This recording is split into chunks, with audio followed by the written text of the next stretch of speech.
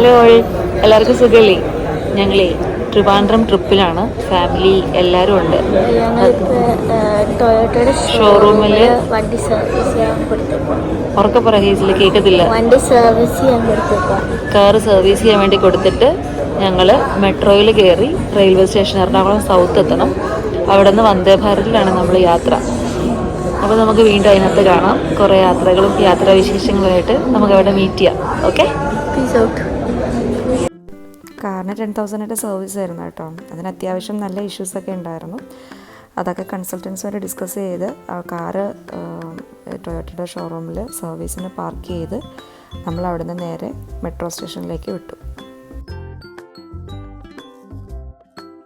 ഞങ്ങൾ എക്സ്പെക്റ്റ് ചെയ്തതിലും കൂടുതൽ സമയം ടൊയോട്ടയുടെ ഷോറൂമിൽ സ്പെൻഡ് ചെയ്യേണ്ടി വന്നു. അതുകൊണ്ട് തന്നെ കുറച്ച് ഹറി ആയിരുന്നു. പറഞ്ഞ ടൈമിൽ നിന്നും 10 മിനിറ്റ്സ് മുന്നെങ്കിലും റെയിൽവേ സ്റ്റേഷനിൽ എത്തണം എന്നുള്ളതായിരുന്നു. അങ്ങനെ ഞങ്ങൾ മെട്രോ സ്റ്റേഷനിലെത്തി. കുറേ ഗ്യാപ്പിന് ശേഷം കേട്ടോ ഞങ്ങൾ മെട്രോ യൂസ് ചെയ്യുന്നത്. ഞങ്ങൾ പൊതുവേ ട്രാവൽ ചെയ്യുന്ന ലൊക്കേഷനിലൊന്നും മെട്രോ ആക്സസ് കുറവാണ്. അപ്പം ടൗണിലേക്ക് മെട്രോ ആയി വരുന്നതല്ലേ ഉള്ളൂ. അതുകൊണ്ട് തന്നെ മെട്രോ യൂസ് വളരെ കുറവാണ്. എന്തായാലും നല്ല ടെൻഷനുണ്ട് എല്ലാവരുടെയും മുഖത്തും ടൈമിലെത്തുമോ എന്നുള്ളത്. അങ്ങനെ ഞങ്ങൾ മെട്രോയിൽ നിന്ന് സൗത്ത് സ്റ്റേഷനിൽ ഇറങ്ങി. മെട്രോ സ്റ്റേഷനും റെയിൽവേ സ്റ്റേഷനും വെരി ക്ലോസ് ആണ്. അതുകൊണ്ട് തന്നെ മെട്രോയിൽ ഇറങ്ങിയപ്പോൾ തന്നെ നമുക്ക് ഏകദേശം ധാരണയായി എന്തായാലും 10 മിനിറ്റ്സ് അല്ല 15 മിനിറ്റ്സ് മുന്നേ നമ്മൾ റെയിൽവേ സ്റ്റേഷനിൽ എത്തും എന്നുള്ളത്. സൗത്ത് മെട്രോ സ്റ്റേഷനും റെയിൽവേ സ്റ്റേഷനും വാക്കബിൾ ഡിസ്റ്റൻസേ ഉള്ളൂ കേട്ടോ.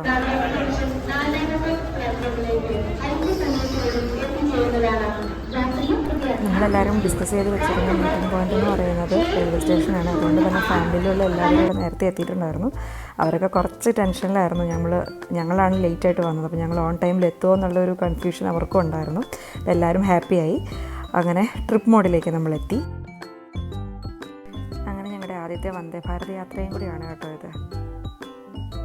അതുകൊണ്ട് തന്നെ മക്കളൊക്കെ കുറച്ച് എക്സൈറ്റഡ് ആയിരുന്നു വന്ദേ ഭാരതിൽ കയറുന്നതിൻ്റെയും ആദ്യമായിട്ട് ട്രെയിൻ കയറുന്നതിൻ്റെയൊക്കെ ഒരു എക്സൈറ്റ്മെൻറ്റ് കുട്ടികൾക്ക് എല്ലാവർക്കും ഉണ്ടായിരുന്നു. അങ്ങനെ ലഗേജുകളൊക്കെ പ്ലേസ് ചെയ്ത് നമ്മളെല്ലാവരും അവരവരുടെ സീറ്റിൽ സെറ്റിലായി. അത്യാവശ്യം ഡീസൻറ്റ് ഫുഡ് കേട്ടോ വന്ദേ ഭാരത് സെർവ് ചെയ്യുന്നത്. നോൺ വെജ് ആയിരുന്നു ഞങ്ങൾ ഓർഡർ ചെയ്തത്. ചപ്പാത്തി, ചോറ്, സാമ്പാർ, ചിക്കൻ കറി, അങ്ങനെ എല്ലാം കൂടി അടങ്ങിയൊരു മീലായിരുന്നു. അത്യാവശ്യം ഡീസൻ്റ് ആയിരുന്നു. അങ്ങനെ ഞങ്ങളുടെ വന്ദേ ഭാരത് യാത്ര കഴിഞ്ഞു. സ്റ്റേക്ക് ഞങ്ങളൊരു ഹോം സ്റ്റേ ആണ് ചൂസ് ചെയ്തത്. അത് നേരത്തെ ബുക്ക് ചെയ്തിട്ടുണ്ടായിരുന്നു. ഒരു 5 ബെഡ്റൂം അപ്പാർട്ട്മെൻറ്റാണ്, 5 ബെഡ്റൂം വീടാണ്. നമ്മൾ 5 ഫാമിലി ഓൾറെഡി ഉണ്ട്. അപ്പോൾ പിന്നെ 5 ബെഡ്റൂം വീടും കുറച്ചുകൂടെ പ്രൈവസിയും ആ ഒരു കംഫർട്ടും നോക്കിയിട്ടാണ് നമ്മൾ വീട് ചൂസ് ചെയ്തത്. അത്യാവശ്യം ഡീസൻ്റ് ആയിട്ടുള്ള നല്ല സൗകര്യങ്ങളൊക്കെയുള്ള വീടായിരുന്നു. നമുക്കൊരുപാട് കംഫർട്ടബിളായിരുന്നു ഇവിടെ. നമ്മൾ ഒരു ദിവസം ഇവിടെ സ്റ്റേ ചെയ്തോളൂ കേട്ടോ. എല്ലാവരും ചെറുതായിട്ടൊന്ന് ഫ്രഷായിട്ട് സിറ്റി റൈഡിൻ്റെ പ്ലാനായിരുന്നു കേട്ടോ നമ്മുടെ ഫസ്റ്റ് ലിസ്റ്റിലുണ്ടായിരുന്നത്. അതുകൊണ്ട് തന്നെ അവിടുത്തെ ബസ് ബോർഡിംഗ് പോയിന്റിൽ നമ്മൾ എത്രയും പെട്ടെന്ന് എത്തി. അങ്ങനെ എല്ലാവരും കുറച്ച് എക്സൈറ്റഡ് ആണ്. ഡബിൾ ഡെക്കർ ബസ്സിലൊക്കെ ഫസ്റ്റ് ടൈം കയറുകയാണ് എല്ലാവരും. അപ്പോൾ ഓപ്പൺ എയർ ട്രാവലും ഒക്കെ എൻജോയ് ചെയ്യുന്നതുകൊണ്ട് മക്കളും നമ്മളെല്ലാവരും കുറച്ച് എക്സൈറ്റഡും ഹാപ്പിയായി. ഇവരെന്നെ ട്രോളുമാണ് കേട്ടോ. ഞാൻ വീഡിയോ ഷൂട്ട് ചെയ്യുന്നതിന് എന്നെ കളിയാക്കുന്നതാണ് കേട്ടോ.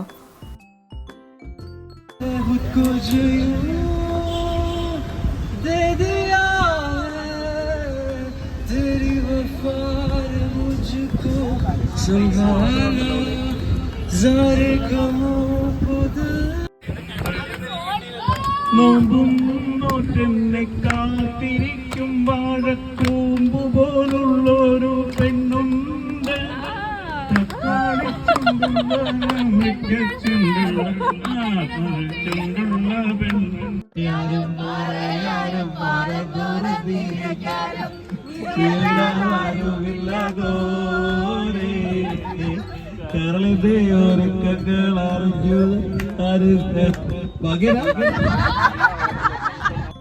നേരെ വിരട്ടി അടിപൊളി സിറ്റി ടൂറായിരുന്നു. എല്ലാവരും ഒരുപാട് എൻജോയ് ചെയ്തു. പാട്ടും ഡാൻസൊക്കെ ആയിട്ട് അടിപൊളിയായിരുന്നു. ഇത് നോക്കി ഞങ്ങൾ ദൂരെ പത്മനാഭസ്വാമി ടെമ്പിളിൻ്റെ പ്രഭ കണ്ടു. എന്ത് ബ്യൂട്ടിഫുള്ളാന്ന് നോക്കി, ഗോൾഡൻ കളറിൽ. അങ്ങനെ ഡിന്നറായിട്ട് ബുഹാരി ഹോട്ടലിലെ പുട്ടും മട്ടനും അടിച്ച് രാത്രിയിലെ ചിറ്റ്ചാറ്റുമായിട്ട് നിൽക്കുകയാണ് കേട്ടോ എല്ലാവരും. അൻസലിൻ്റെ കൂടുതൽ റിവ്യൂസാണ് കേട്ടോ അവിടുത്തെ റെസ്റ്റോറൻറ്റിൽ എന്തൊക്കെ കിട്ടുമെന്നൊക്കെ ഉള്ളത്. ഇവിടുന്ന് നേരെ ഹോം സ്റ്റേ, അവിടെ നിന്ന് കുറച്ച് വിസിറ്റേഴ്സ് ഉണ്ട്, പിന്നെ നേരെ ഉറക്കം. പിറ്റേന്ന് രാവിലെ ബ്രേക്ക്ഫാസ്റ്റായിട്ട് വെജിറ്റേറിയൻ റെസ്റ്റോറൻറ്റിൽ കയറി വെറൈറ്റി ദോശകളൊക്കെ കഴിച്ച് നമ്മൾ അടുത്ത ഡെസ്റ്റിനേഷൻ ഡിസ്കഷനിലാണ് കേട്ടോ.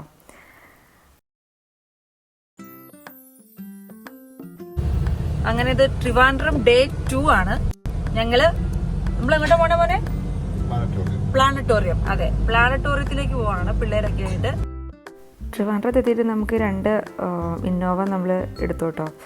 അത് നമ്മുടെ ബ്രദറിലോയുടെ ഫ്രണ്ടും കസിനുമായിട്ടുള്ള നിയാസ് എന്ന് പറഞ്ഞ ആളുടെ കെയർ ഓഫിലായിരുന്നു നമ്മൾ കാർ എടുത്തത്. അപ്പോൾ അതുകൊണ്ട് തന്നെ ഞങ്ങളുടെ ട്രാവൽ വലിയ ബുദ്ധിമുട്ടൊന്നും ഉണ്ടായിരുന്നില്ല, മക്കളൊക്കെ ഉള്ളതുകൊണ്ട് 2 വണ്ടി എടുത്തു. അങ്ങനെ പ്രിയദർശിനി പ്ലാനറ്റോറിയം നമ്മളെത്തി. ഷോസ് ഒന്നും ഷൂട്ട് ചെയ്യാൻ പറ്റിയില്ല കേട്ടോ. നമ്മളവിടെ ചെന്ന് കഴിഞ്ഞാൽ അവിടെ മൊബൈൽ ഫോൺസ് അലൗഡല്ല. അങ്ങനെ അവിടെ ചെന്നു. മക്കൾക്കൊക്കെ നല്ല ഇൻട്രസ്റ്റഡ് ആയിരുന്നു. പിന്നെ ഞങ്ങൾ എല്ലാ ഷോസും നമുക്ക് കാണാൻ പറ്റിയില്ല. 3D ഷോസും കാര്യങ്ങളൊക്കെ കുറച്ച് തിരക്ക് കൂടുതലായിരുന്നു വെക്കേഷൻ ടൈം ആയതുകൊണ്ട്. പറഞ്ഞ പിള്ളേരെ, പ്ലാനറ്റോറിയത്തിലെ വീഡിയോ എങ്ങനെയുണ്ടായിരുന്നു?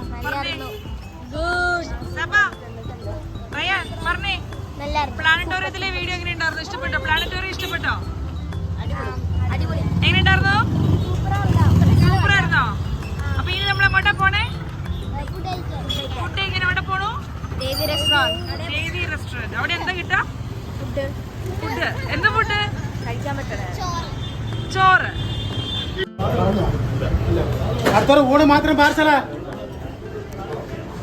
അതെ, നമ്മുടെ മക്കൾ പറഞ്ഞ പോലെ ദേവി റെസ്റ്റോറൻറ്റിൽ സാധാ ഊണ് കഴിക്കാൻ വേണ്ടിയിട്ട് നമ്മളെത്തി.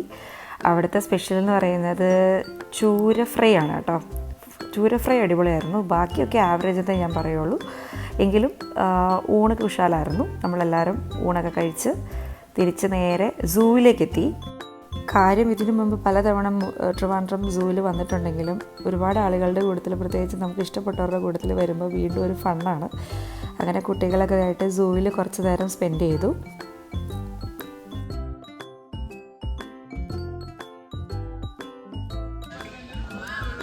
ഇടയ്ക്ക് കുറച്ച് മഴ പെയ്ത് അലമ്പായെങ്കിലും നമ്മൾ അവിടെ നിന്ന് സൂവിൽ നിന്ന് നേരെ ഭീമാപ്പള്ളിയിലേക്ക് ഡ്രൈവ് ചെയ്തു. അവിടുന്ന് കോവളം ബീച്ചായിരുന്നു അടുത്ത ഡെസ്റ്റിനേഷൻ. സൺസെറ്റ് കാണുക എന്നുള്ളതായിരുന്നു ലക്ഷ്യം, മക്കൾക്ക് കുറച്ച് കളിക്കാനും. പക്ഷേ സൺസെറ്റിൻ്റെ ടൈമും കഴിഞ്ഞു. 7 o'clock ശേഷം ബീച്ചിൽ ഇറങ്ങാനും കഴിയില്ല എന്നുള്ളതുകൊണ്ട് വളരെ വിഷമത്തോടെ, കുട്ടികളൊക്കെ വളരെ വിഷമത്തോടെ നമ്മൾ അവരെ സെറ്റിലാക്കാൻ വേണ്ടിയിട്ട് പൂളുള്ള ഒരു റിസോർട്ട് ബുക്ക് ചെയ്തു.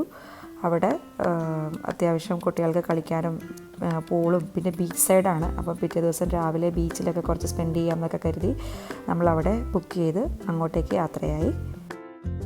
സത്യം പറയാലോ, ഈ സ്റ്റേ പൊളിയായിരുന്നു, ഒന്നും പറയാനില്ല. സൂപ്പർ ഫണ്ണായിരുന്നു. മക്കളും വലിയവരും എല്ലാവരും ഒരേപോലെ എൻജോയ് ചെയ്തു. ബീച്ചും പൂളും ഒക്കെ ആയിട്ട് തകർത്തു. ഓക്കെ, നമ്മുടെ നെക്സ്റ്റ് ലൊക്കേഷൻ ഡെസ്റ്റിനേഷൻ എന്ന് പറഞ്ഞു കഴിഞ്ഞാൽ ലഞ്ച് കഴിക്കുക എന്നുള്ളതാണ്. ലഞ്ച് കഴിക്കാൻ വേണ്ടി നമ്മൾ ഇന്ന് പ്ലാൻ ചെയ്തിട്ടുള്ളത് ചിക്കൻ പെരട്ടാണ്. ട്രിവാൻഡ്രം ഏരിയയിൽ ഭയങ്കര ഫേമസ് ആണ്, പലർക്കും അറിയായിരിക്കും ചിക്കൻ പെരട്ട് എന്നുള്ളത്. ചിക്കൻ പെരട്ടിൽ തന്നെ ഏറ്റവും ഫേമസ് ആയിട്ടുള്ളത് കട്ടച്ചാൽ കുഴിയിലെ കൃഷ്ണ ഹോട്ടലിലെ ചിക്കൻ പെരട്ടാണ്. അപ്പോൾ നമ്മൾ ചിക്കൻ പെരട്ട് കഴിക്കാൻ വേണ്ടി പോയിക്കൊണ്ടിരിക്കുകയാണ്. ചിക്കൻ പെരട്ടിൻ്റെ പ്രത്യേകത എന്താണെന്ന് വെച്ച് കഴിഞ്ഞാൽ അത് നോർമൽ നമ്മുടെ വീട്ടിലും നാട്ടിലൊക്കെ വളർത്തുന്ന നോർമൽ കോഴി ഉണ്ടല്ലോ, ബ്രോയിലർ ചിക്കൻ അല്ലാത്ത, അപ്പോൾ അതേപോലെയുള്ള കോഴിയിൽ നിന്നാണ് ചിക്കൻ പെരട്ടുണ്ടാകുന്നത്. അപ്പോൾ ഇനി നമുക്ക് കൃഷ്ണ ഹോട്ടലിൽ കാണാം. ഓക്കെ. അൻസൊക്കെ പറഞ്ഞത് വളരെ കറക്റ്റായിരുന്നു. കൃഷ്ണ ഹോട്ടലിലെ ചിക്കൻ പെരട്ടായിരുന്നു നമ്മുടെ എല്ലാവരുടെയും ഏറ്റവും ഫേവറേറ്റ് ഡിഷ് കേട്ടോ. അടിപൊളിയായിരുന്നു. നാടൻ ചിക്കൻ റോസ്റ്റും ലിവർ ഫ്രൈയും ചിക്കൻ തോരൻ, അങ്ങനെ 3-4 മെനു ഉണ്ടായിരുന്നു. അങ്ങനെ ചിക്കൻ പെരട്ടൊക്കെ അടിപൊളിയായിട്ട് കഴിച്ച് നമ്മൾ തിരിച്ചു പോകാനുള്ള റെയിൽവേ സ്റ്റേഷനിൽ എത്തിയിരിക്കുകയാണ്. അതാ ഓർക്കുമ്പോൾ തന്നെ ഒരു വിഷമമുണ്ടല്ലേ. നാളെ വീണ്ടും back to work, back to normal ലൈഫിലേക്ക് പോകണം. ട്രിപ്പുകൾ ഒരിക്കലും അവസാനിക്കുന്നില്ല, യാത്രകൾ അവസാനിക്കുന്നില്ല, ജീവിതം ഇങ്ങനെ മുന്നോട്ട് പോകല്ലേ. നമുക്ക് വീണ്ടും കാണാം കൂടുതൽ നല്ല നല്ല വിശേഷങ്ങളുമായി. അതുവരെ ബൈ.